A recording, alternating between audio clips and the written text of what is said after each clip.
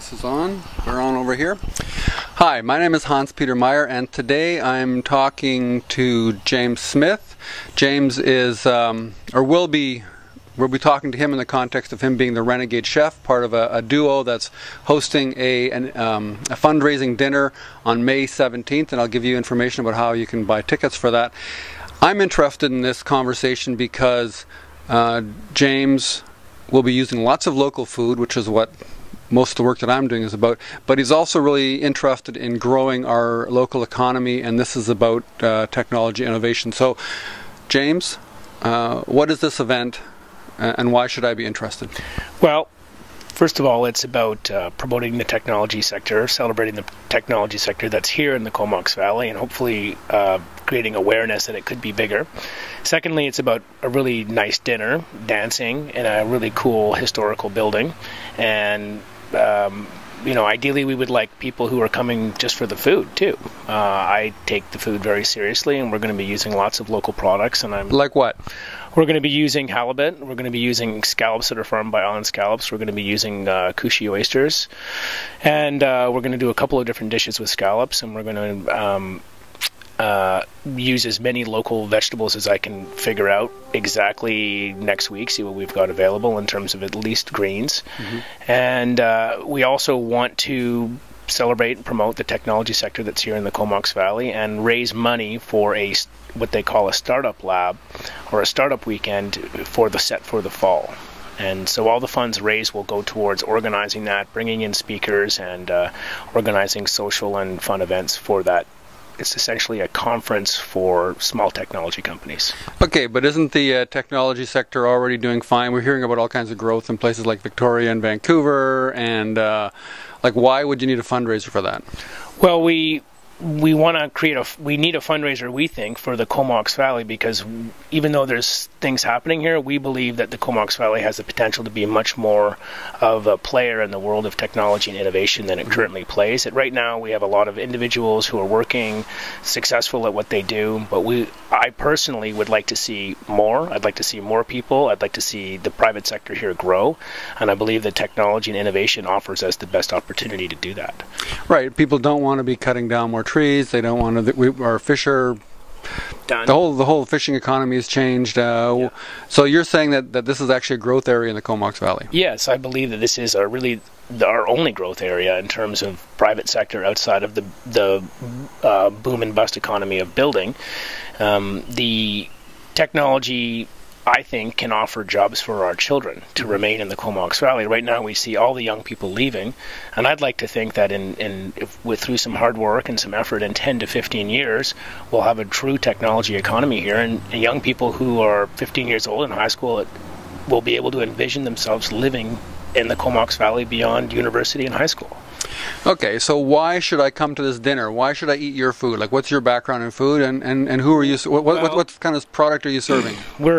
The menu is we're going to do an amuse-bouche of scallop ceviche, and we're going to do some seared scallops with a smoked paprika cream sauce that is based on a fumet, or like a fish stock, right? Kind of a veloute cooked down and then seasoned. And then it's going to be served on shave fennel, which should be quite nice. And then we're going to have local crab that's also being supplied by Island Scallops through their contacts. I'm going to make crab cakes that we're going to put on bitter greens, and we're going to dress that with a kind of a vinaigrette aioli. And not a rich aioli, but halfway between a vinaigrette and an aioli. And then the main is going to be a Chateaubriand, which is just going to have no crust, but just I'll put a 24-hour rub on it, which is secretive, and I can't tell you what's in there. But it's a mixture of European and Asian spices, and nobody ever seems to know where it comes from. And we're going to serve that with a demi-glace that's getting worked on right now. The stock's being made by my partner, Todd.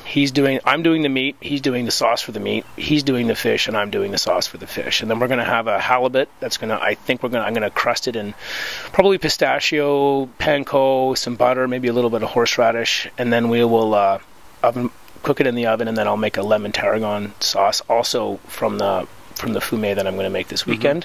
So it's going to be classical French technique with West Coast sort of style and seasoning. So not heavy, but still rich. And then we'll also be serving both mains with scallop potatoes, which I take very seriously and prepare with great care.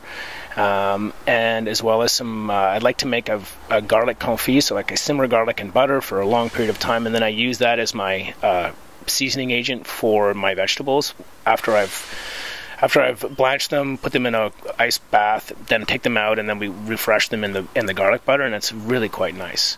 So you enjoy this stuff? Yes, I love cooking, and I love cooking for friends and family and for fundraisers. It's a passion of mine. It's something that I did professionally for a number of years in Whistler. I worked at Tapan Village. I'm a trained Japanese chef.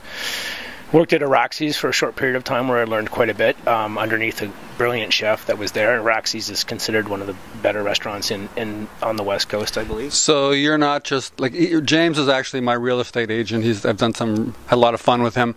So you're not just a real estate agent. Like you came here. Like what would you love to do if you weren't selling houses? Well, ideally, I'd like to have 20-acre vineyard on top of the hill above Union Bay with growing Chardonnay and Pinot Noir grapes, and have maybe a 10-table restaurant that was open whenever I felt like opening it. So when is this going to happen, or when are you going to start putting energy into the culinary culture or industry here? When I have enough money to lose all of it on a restaurant, I will open one up. Okay, so to get back to the event, it's the, what are you calling it, New Frontier? New Frontier Pioneer Gala. So the idea is that the people who are here and engaged in technology, and I'm going to use Jamie McHugh as an example because I know him very well, and he won't be embarrassed. Someone like Jamie came here with a set of skills because he wanted to live here, and he's put a lot of time and energy into creating this group, the Web Possee, which is a great social and professional organization group for technology workers. Mm-hmm. And so to me, he's a pioneer, right? Hans, you're a pioneer, right? The people who are working in technology, Nick Zemanis is a pioneer. The people who are here who said, I'm not going to do it in Victoria or Vancouver. I'm going to come to the Comox Valley because I like the lifestyle. It's a better place for my family to live. These people are pioneers, and they've taken a risk, and I think it's worth celebrating the risk they've taken. So I'm going to cook dinner for them all and hopefully raise a few dollars. Right on. And I just want to mention that Island Scallops is a sponsor of this event, yes, as is Downtown Courtney's Butcher Block. I'll be posting information on how you can buy tickets for this event, and even if you can't make it, there are things that you can do to help support innovation in the Valley. Tell me. Well, I think we have got elections every 3 years, and I think it's the EDS has got a new board that's getting elected this year as well, and I think maybe it's time that the local politicians or some local politician or somebody on the Economic Development Society board takes a leadership role in promoting and acknowledging technology, innovation, and trying to find ways through a regulatory environment to increase its presence and increase the dollar value that's being generated here. I'll give you an example. Boulder, Colorado, population 120,000 people, does billions and billions of dollars a year in technology business. That's what we're basing this. The whole fundraiser is for a startup weekend that's based around the Boulder model. And Boulder have shown that through a combination of private sector engagement, public sector support, and support through post-secondary institutions, you can do incredible things. Okay, cool. Food, technology, economic growth, it's all good stuff in my books. Thanks a lot, James. Thank you, Hans. I appreciate the support. And thank you for watching. Love to hear some feedback.